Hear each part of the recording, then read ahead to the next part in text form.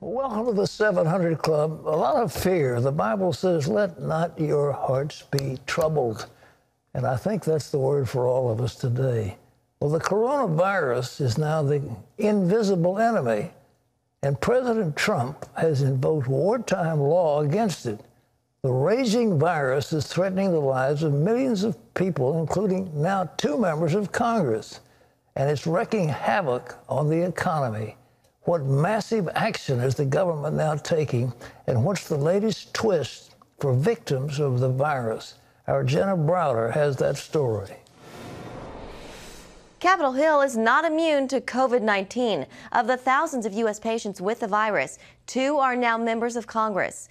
Florida Congressman Mario Diaz-Balart and Utah Congressman Ben McAdams released statements Wednesday night saying they have tested positive. A troubling report out today. The Center for Disease Control says 38% of patients known to be hospitalized in the U.S. are younger, between 20 and 54 years old, and 12% of intensive care patients are between 20 and 44. We're asking the young people to help us with this mitigation strategy by staying out of the bars, staying out of the restaurants, really trying to distance yourself. This as President Trump signs a coronavirus aid package, providing free testing and 2-week paid sick leave for full-time workers who come down with the virus. We are all in this together, and we'll come through together. It's the invisible enemy. Next up, putting money straight into the hands of the American people. Trump is pushing Congress to approve a $1 trillion-plus economic recovery package. It could include $500 billion in direct payments to Americans, $300 billion for small businesses, and $50 billion for the airline industry. But will it all be enough? You and I have lived through these crises before. V-shaped recession. There's going to be a recession for 2 or 3 months, and then the economy is going to boom out of this. Meanwhile, a federal government plan to combat COVID-19 warned that the pandemic could, quote, last 18 months or longer. It also predicts widespread shortages that could strain the nation's healthcare system. I view it as in a sense, a wartime president. President Trump has now invoked a wartime law, the Defense Production Act, allowing him to direct American industries to produce critically needed medical equipment and protective gear. Still, the shutdown is taking its toll. Stocks tumbling again Wednesday, and oil dropping below $21 per barrel for the first time since 2002. And in the latest round of shutdowns, the largest owner of shopping malls in the nation, the Simon Property Group, is closing the doors of all its malls and retail properties. Ford, General Motors, and Chrysler Fiat are also closing all of their factories in the U.S., Canada, and Mexico, sending 150,000 workers home. Meanwhile, some hope and good news coming from Wuhan, China, once the epicenter of the virus. Chinese authorities saying Thursday the city and its surrounding provinces had no new cases to report. In Washington, Jenna Browder, CBN News. We hope that Chinese report's accurate. They haven't been all that accurate in the past in their reporting, so you can't necessarily trust it. But if it's true, that is a wonderful harbinger of some good things for the future. Well, our CBN medical reporter, Laurie Johnson, is here to tell us more about these latest developments. Laurie, we've been talking about the fact younger people were fairly immune from this thing, and now it looks like something's happening. What has changed?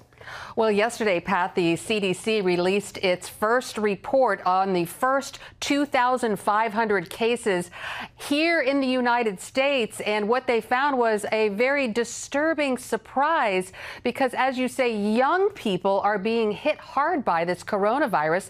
That's new.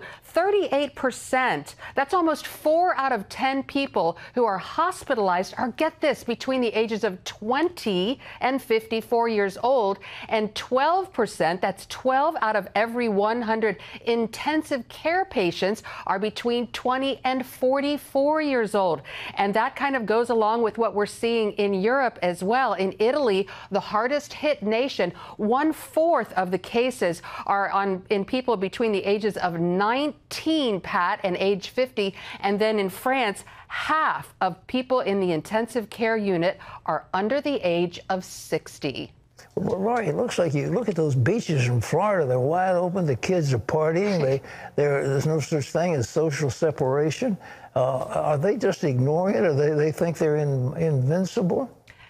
Yes, and we have to cut him a little slack. Remember what we were like when we were in our 20s. We were invincible as well, but Governor Ron DeSantis down in Florida, he's not having it. And he's like, okay, kids, the party is over. So they have basically closed the beaches in many areas, and on all beaches, kids are being told, and all people who are on the beaches have to comply with these isolation and social distancing policies. And that means no more gatherings of 10 people or more, and the bars are being shut down. Basically, the governor is saying, kids, go home. We'll see you again next spring break. Well, what about this government report that says the crisis could go on for 18 months? Is that accurate?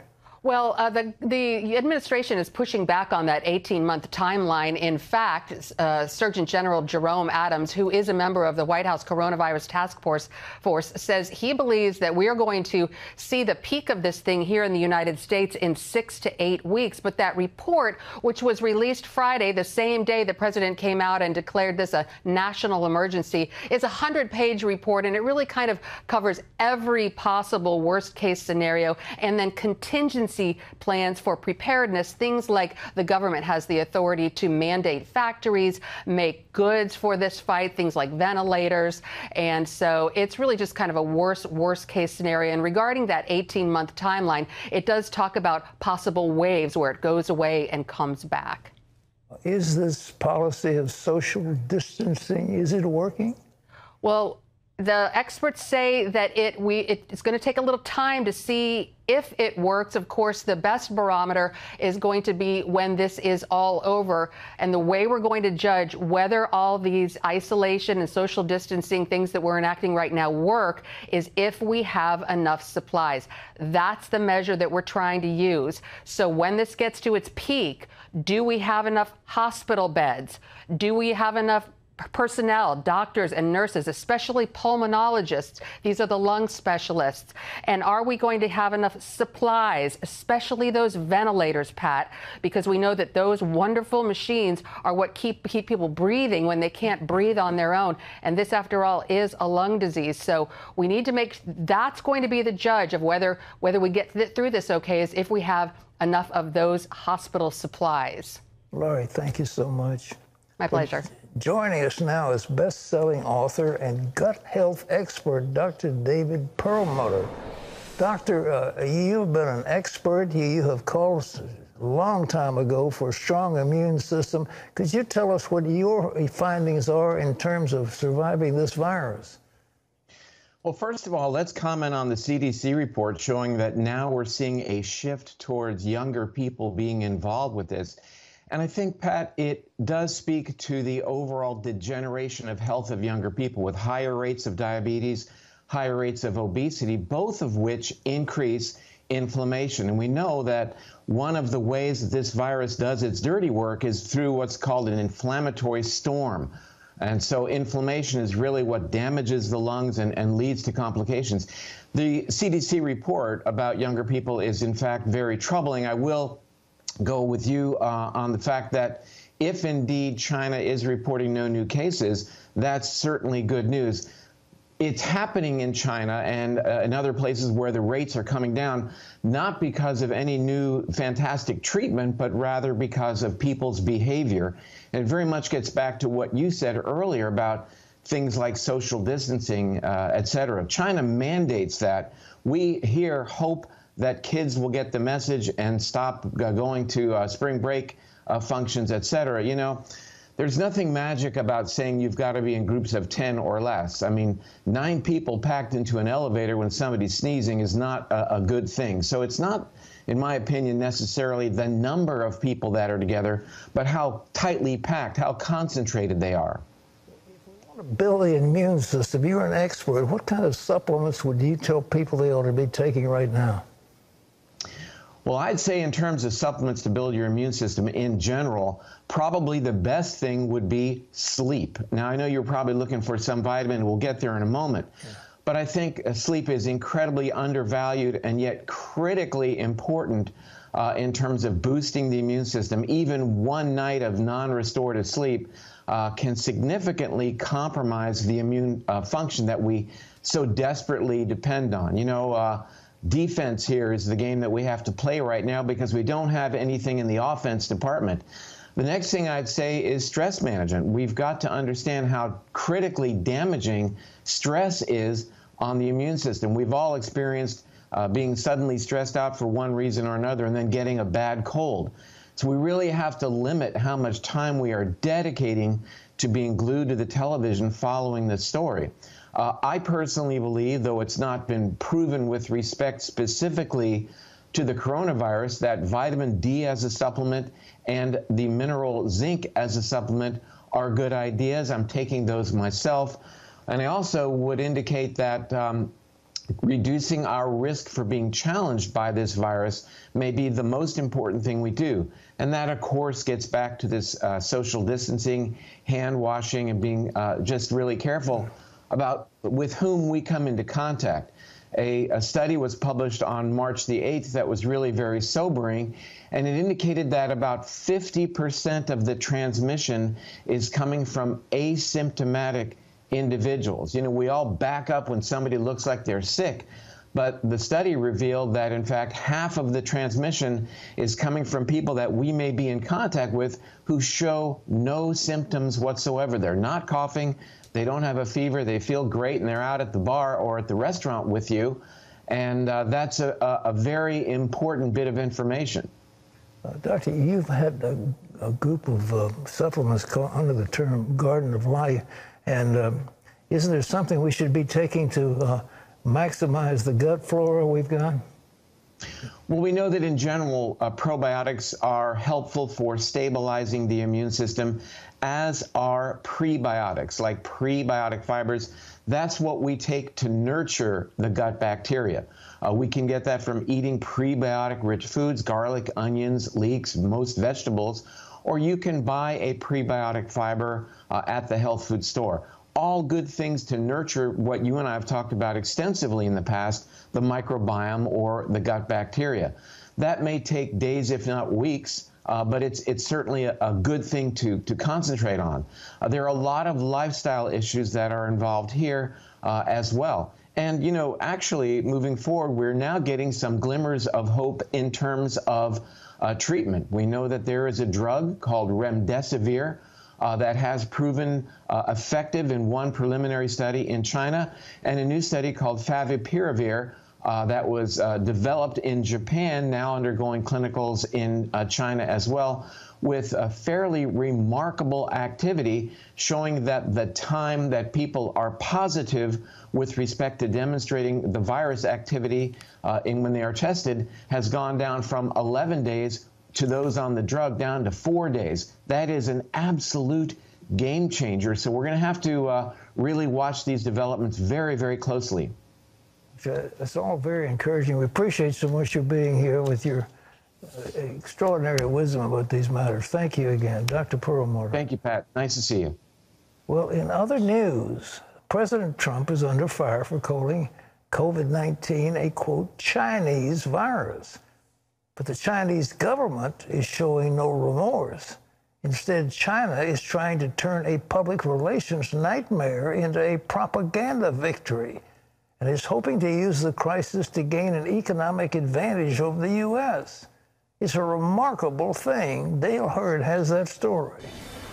After badly bungling and then covering up its handling of the coronavirus outbreak, China is now in full spin control mode, blaming the United States and trying to take advantage of the global epidemic. At his press briefing Wednesday, the president again called coronavirus the Chinese virus. I would like to begin by announcing some important developments in our war against the Chinese virus. China knew about the existence of coronavirus as early as last November, but the communist regime stopped Chinese labs from testing for it and even threatened healthcare workers like the late Dr. Li Wenliang, who tried to warn the outside world and later died from the virus. By January, the Chinese government was still saying that the risk of transmission was low. The government was arresting citizens who tried to sound the alarm. Then, with the coronavirus outbreak in full swing, Chinese officials allowed a Lunar New Year banquet in Wuhan province, the epicenter of the pandemic, with tens of thousands of people sharing food dishes, then let millions travel out of Wuhan and China, spreading the disease across the world. There was no quarantine in Wuhan until 1 week before February. The Chinese are directly responsible for both having precipitated this, for having taken actions that have made it worse, and now for lying about the fact that it was anybody other than them that was responsible. Beijing is now trying to rewrite the narrative of how coronavirus started. China's foreign ministry spokesman suggested in a tweet that visiting American soldiers brought the coronavirus to China. And a new report says China intends to profit from the chaos it has sown into the world economy. Nate Pekarsik of Horizon Advisory says a post-virus economic strategy by Chinese leaders is already underway. There are thinkers in China who see this as an opportunity, and having gone through this crisis already, they're thinking about where there are opportunities and where they can apply their state-backed non-market forces to get an unfair advantage vis-a-vis global competitors. With Western economies still in freefall, the Horizon report says Chinese leaders see a chance to replace the U.S. as the top economic power and control the world economy. And in the blame game, China has doubled down, kicking out American journalists. And a Chinese tycoon who a few days ago called President Xi a clown for making the coronavirus a pandemic through his ineptitude has disappeared. Dale Hurd, CBN News. Thanks to a powerful story, ladies and gentlemen. Isn't that horrible that there would be a nation on earth that will use a terrible pandemic to gain economic advantage over somebody they consider their competitor? Long ago when I was in China, so many people were coming to the Lord, and I thought China was on the road to becoming the largest Christian nation on the face of the earth. But under dictator Xi, that whole thing has changed. There's persecution of the Christians, persecution of the Uyghurs, the Muslim people, and the whole nation is under an autocracy that is alarming.